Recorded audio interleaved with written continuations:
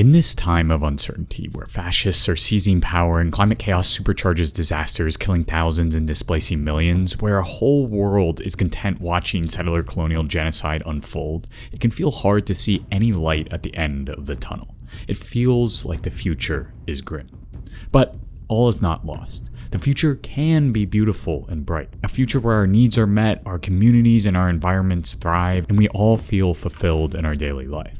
But to bring about that world, we need to escape the confines of capitalism, imagining and then building a world free of capitalist exploitation and destruction, an eco-socialist world. Today we dive into that vision of the future. What does it mean? What would an eco-socialist world actually look like? And why giving shape to that world in our imaginations is crucial for building radical movements in the here and now.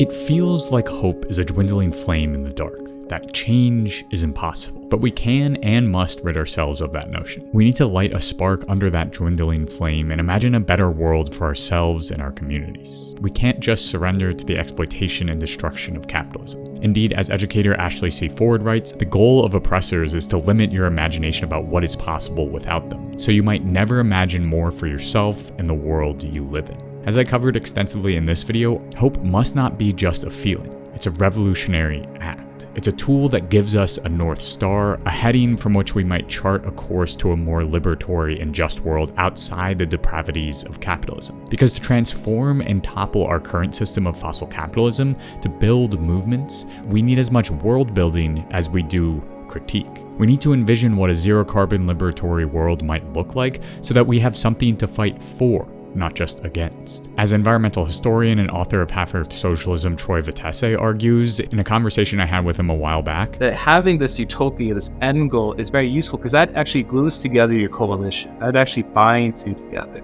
Luckily, there are so many beautiful visions of a future based on the needs of the people and the planet. From video games like Terra Nil, or all the varied visions of Solarpunk, or even the Pan-African ecotech utopia of Wakanda. Unfortunately, these pieces of art often lack political direction and insight, which is why we must define and give shape to the political systems that might actually produce those visions. And that system is eco-socialism. For Candace Dixon, working at an Amazon fulfillment facility meant risking injury every single day. And that day eventually came, as she threw out her back and then was made to go back to work quickly for fear of losing her job. I got injured. I pulled my back out. Her doctor told her to limit heavy lifting, but she says Amazon sent her back to work, still dealing with heavy boxes, and her injury got worse. Unfortunately, Candace Dixon is not alone. Amazon's workplace injury rate is almost double that of the industry average, as workers are forced to labor at speed to bring profits to the likes of Jeff Bezos. And there are so many more and worse life-threatening industries that prioritize profits over life and the planet. This is life under capitalism, a system based on the accumulation of profits and capital. We need a vision of a world that runs wholly counter to this. We need eco-socialism, a system based on the needs of both people and the planet. While there will not be and cannot be one singular vision of how eco-socialism might work, there are a number of different through lines that run through the manifestos and agendas of leftists. And books like The Red Deal, A People's Green New Deal, Half-Earth Socialism, The Future is Degrowth, and so many more point the way. To sum up, many of these visions, in their own way, seek to wrestle free from the oppressive shackles of capitalism, the shackles of worker exploitation, the shackles of racism, the shackles of colonialism, the shackles of patriarchy, the shackles of ableism, and the shackles of ecological destruction. To do so, however, requires a radically different mode of production, one where workers own, control, and decide what gets made and when. That mode could be eco-socialism.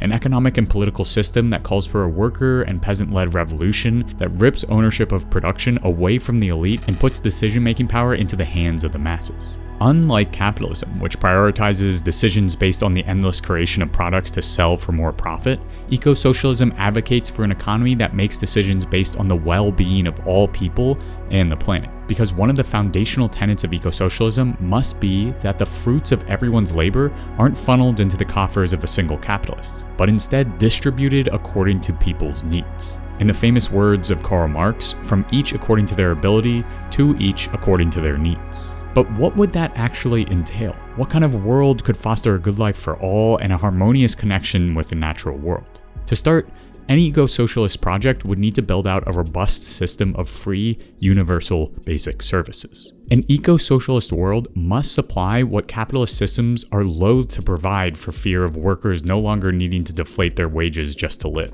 Free goods and services required for a good life. As Sean Blackmon from the Party for Socialism and Liberation notes, under a socialist government, every person would have unrestricted access to food, clothes, shelter, healthcare, quality education, and gainful employment. Universal services means a nationalized or even global healthcare system where you no longer have to go deep into debt to get basic or advanced medical care. It means free childcare for those who need it and generous compensation for those who wish to care for their kids full-time. It means extensive and free mental health services as we unpack the traumas of past oppression under capitalism. Free education from pre-kindergarten through college is also a must because critical thinking and curiosity need to blossom in an eco-socialist world. Importantly, all of this work is non-extractive and low carbon.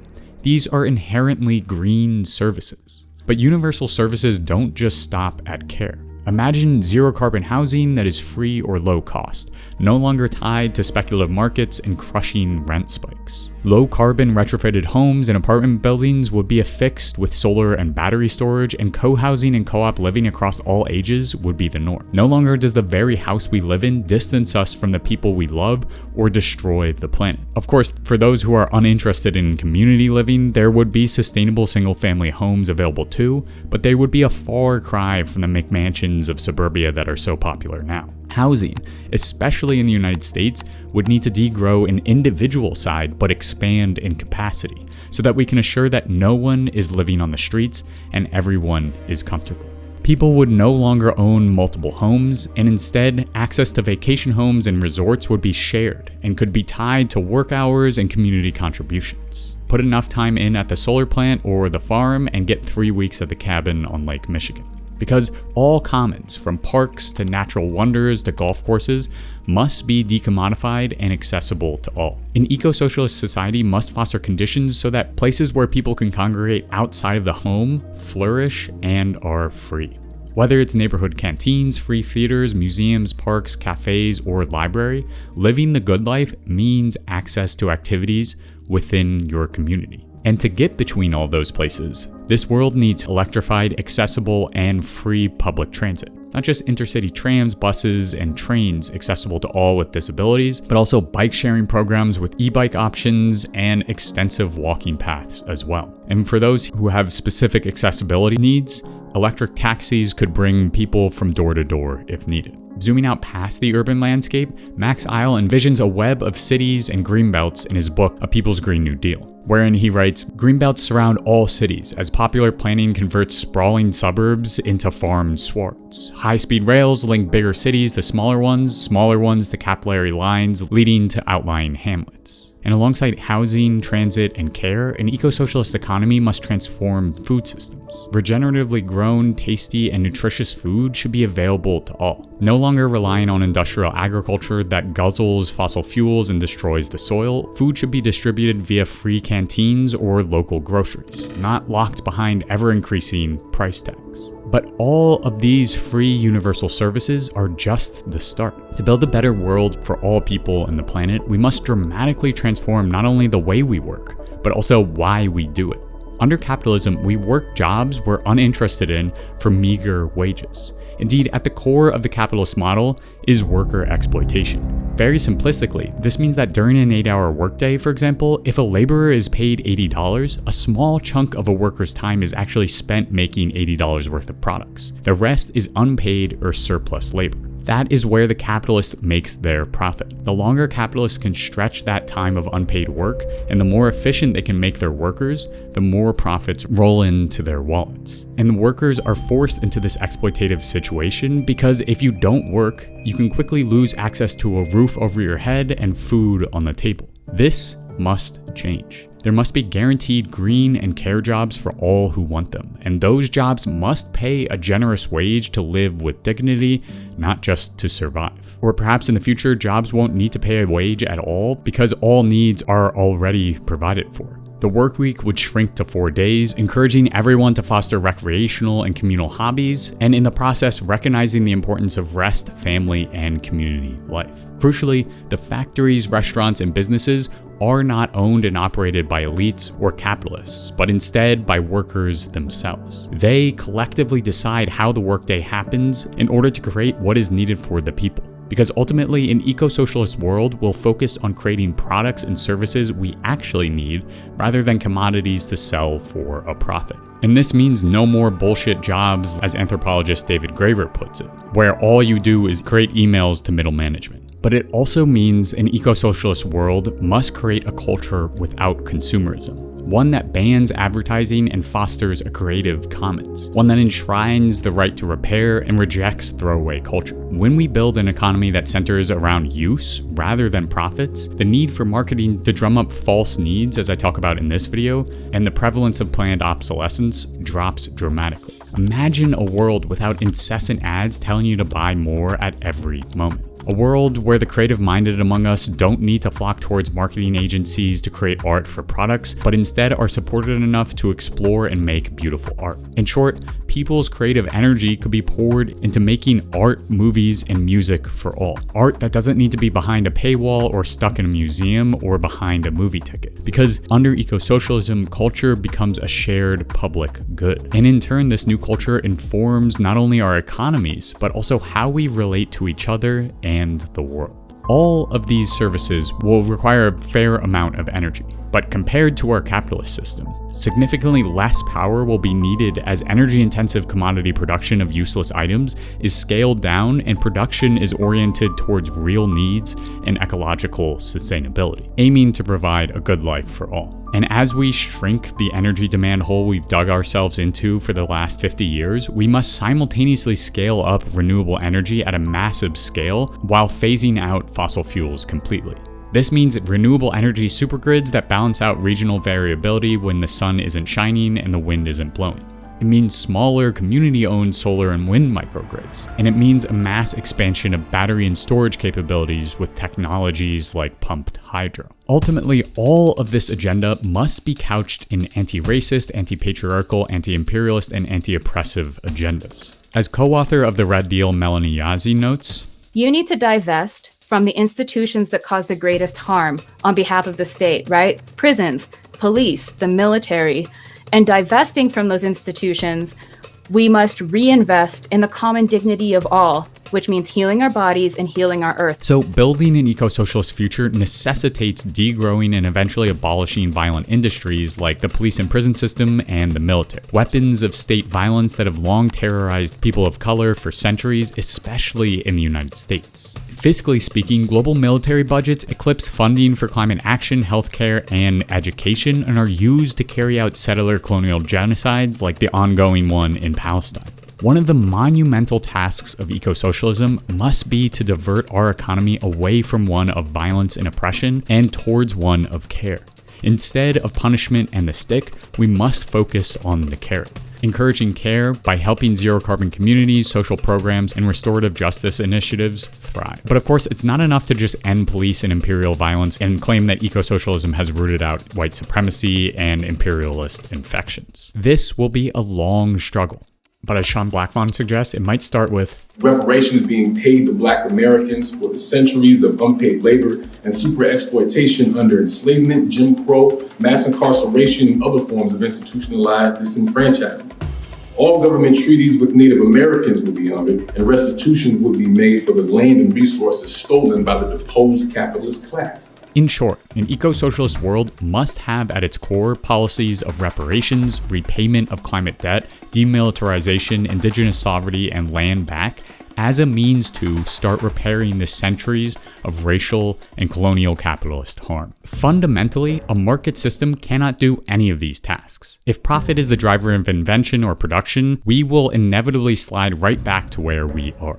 Indeed, the market economies of today lead to waste and inequality, and they are irrational in their chaos. If we right now already need to heavily regulate markets with elaborate mechanisms to lessen the massive harms just a little bit, Why bother with the market in the first place? That's why an eco-socialist economy must be a democratically planned economy. I talk a lot more about how and why planning must be central to any eco-socialist project in this video, but in short, there are many ways in which a planned economy could not only be successful, but also thrive. Troy Vitesse and Drew Pendergrass present a case of a half-earth socialism that sets broad-scale goals like global veganism, energy quotas, and forest rewilding and stewardship under indigenous control based on linear programming.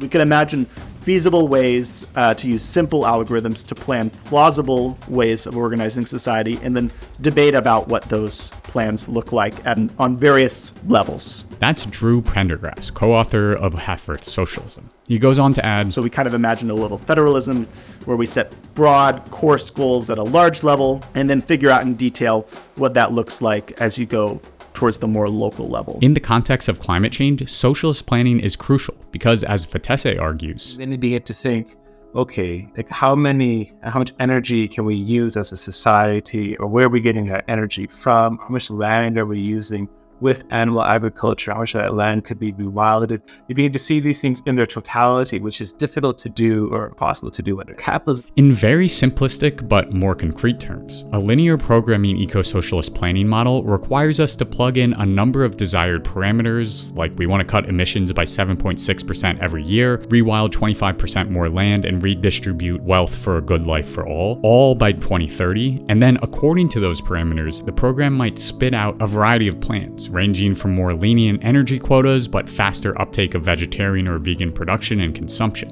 or perhaps more aggressive rewilding and afforestation instead, or a more rapid increase in renewable production. On a global scale, Vitesse and Pendergrass envision thousands of planners and scientists plugging a massive amount of data into a central mainframe, much like what already happens in climate models, which then charts out various course blueprints 5 to 10 or even 25 years into the future, envisioning what it would look like to cut emissions, rewild half the planet, and redistribute wealth at different speeds. Those broad plans are then disseminated, debated, and transformed as they pass through to global, national, and local levels. This is socialist planning in motion. Because for eco-socialist planning to succeed, it must be intensely transparent, accessible, and subject to debate. Plans must come from everyone, be formulated and run through modeling tools, and then sent back to the masses in an endless cycle of construction and exploration. But to get from now to that future, we can't just imagine. We must act. We must build. An eco-socialist future is possible, but it's not inevitable. It will be a long road from the current rise of fossil fascism, settler colonial genocide, and intensifying climate disasters to an eco-socialist future that prioritizes a good life for all. But that work is already in motion. There are already climate and leftist movements fighting to build power within capitalism in order to eventually break away from it. Because it's not enough just to envision what could be possible. Radical hope requires action. That means working towards transitional demands and non-reformist reforms that alleviate the harm of capitalist destruction right now. Those look like defunding the police, moratoria on fossil fuel extraction, closing coal mines, raising wages, shortening work weeks, expanding community-owned renewable grids, ending settler colonial violence, and expanding access to universal services. These goals, these transitional demands, build power by stealing it from the hands of capitalists. Of course, these are part of the end goal, but they are not the end goal.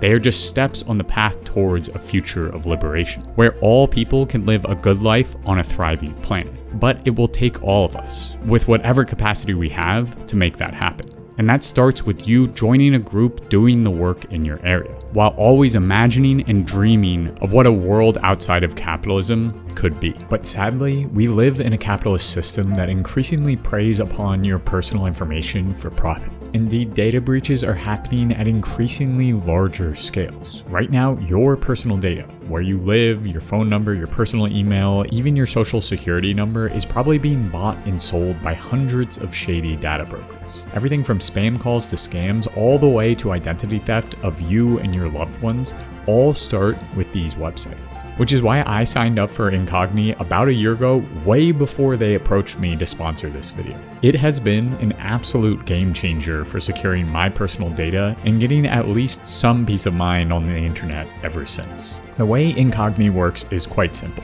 You give them your information, and then, like a bloodhound, they hunt down all of the websites and data brokers that have your data and get them to remove your information from their lists. What could be hundreds of hours of work for you happens in a matter of minutes with Incogni. And they even have a custom removals feature. You can send Incogni the link to any website where your data is exposed, and they'll get it removed for you. Since using Incogni, I've seen a dramatic drop in where my information is showing up online. So if you want to take back control of your personal information, consider giving Incogni a try. Use my code OCC at the link incogni.com/OCC and get 60% off an annual plan. And if you haven't already, please consider supporting the channel on Patreon. Patreon is the main way this channel stays afloat financially, so if you've been a longtime viewer or just are liking my videos, please consider going to patreon.com/ourchangingclimate and pledging as little as $1 a month to help keep this channel going.